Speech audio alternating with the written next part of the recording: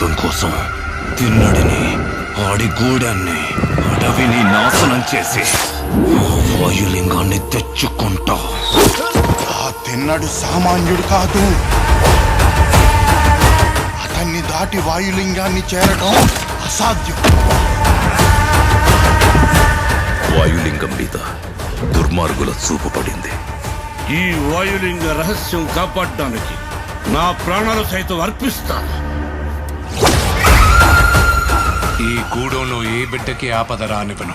ఇది నా ఆన, తిన్నడి ఆన.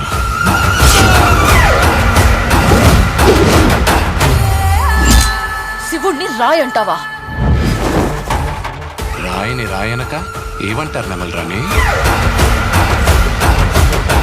వినపడని వాడికి విన్నపాలెందుకు, వీళ్ళకి దండాలెందుకు? దేవతని ధిక్కరించేవాడికి, పెద్దల మాటకు విలువ ఇవ్వనోడికి ఈ కూడెంలో చోటు లేదు.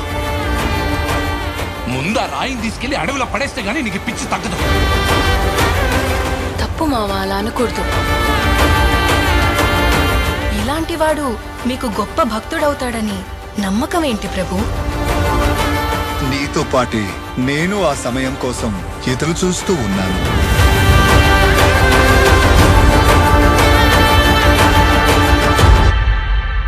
రుద్రా,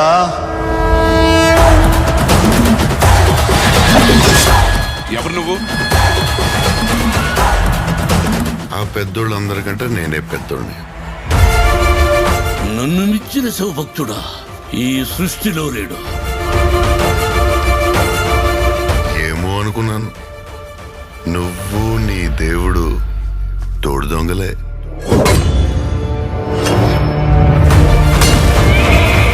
శివయ్య అని మనసారా పిలు. అది జన్మలో జరగదు. ఓ సంతటోడివా?